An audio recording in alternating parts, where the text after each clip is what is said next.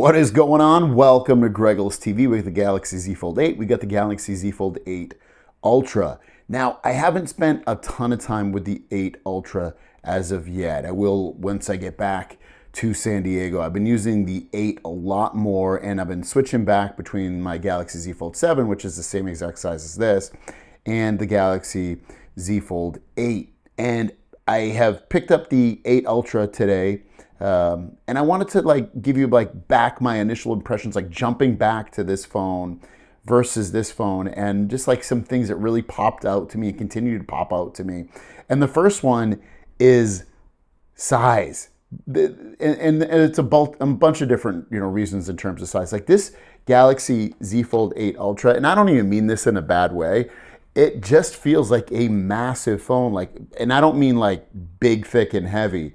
I mean, the display is massive. It looks so massive, and you could say, hey, turn this sideways, and it does get eerily close to each other in terms of size, but the Galaxy Z Fold 8 Ultra is still a bigger phone. It just feels so much bigger.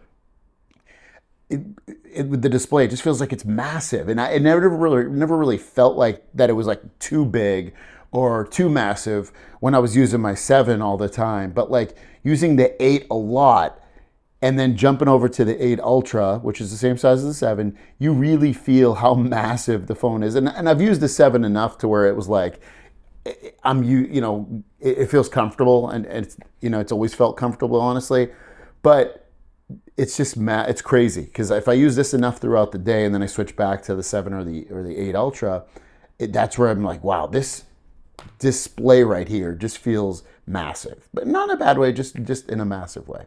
It also feels really tall. It's like, oh my God, it is really tall, especially on this outside display. When you close these displays up, the 8 Ultra is dang, it's so much freaking taller. You really notice. It's also super thin, and I don't love how thin it is, because I almost never live in this outside display, because it's just not something that I want.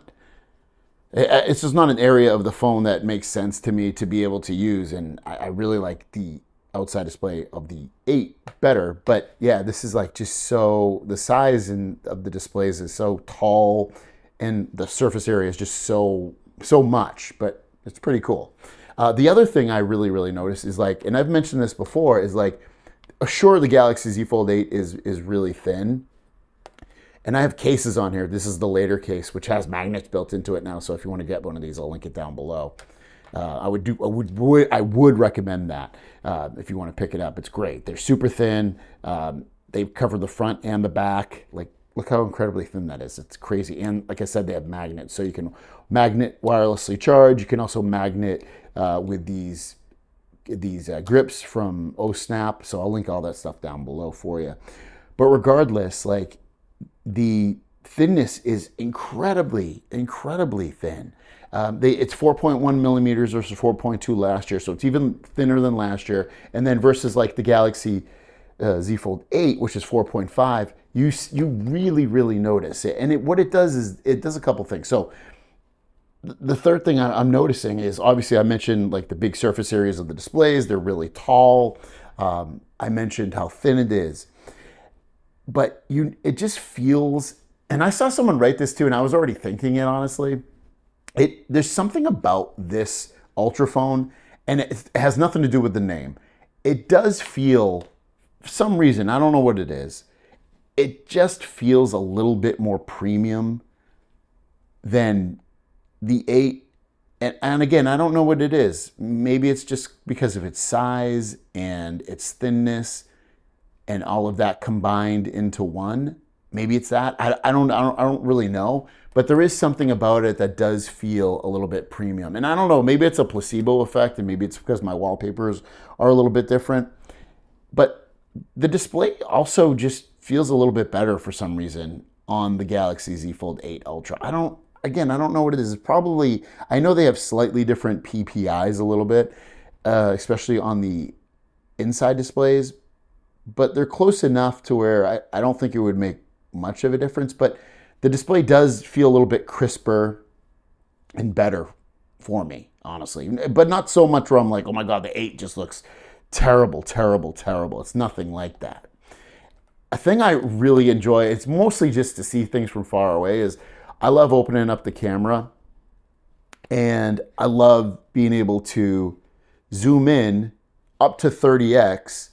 You can't do that on the Galaxy Z Fold 8. You can only do up to 10x because it doesn't have the telephoto camera. It only has 2 cameras on the back.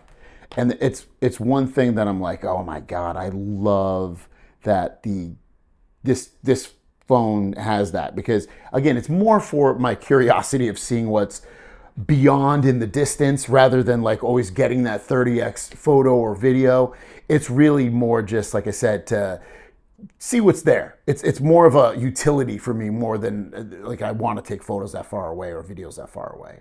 And I haven't gotten this phone fully set up just yet because, like I said in other videos, my internet at this hotel is absolutely terrible. I got to get home and get everything completely set up to put it through its paces. But there is a part of me that when using the Galaxy Z Fold 8, you know, some of the apps, they do feel a little bit small when you're using it. Sometimes, like this doesn't because it's completely optimized for the screen, but like there's so many apps that aren't optimized for the display, and it just feels like I'm not able to see as much, or I have to always go into my settings and change the aspect ratio. I still love this phone. It's really fun, but there's a familiarity, I can't say that word, about this phone, you know, because I've used the 2, 3, 4, 5, 6, and 7.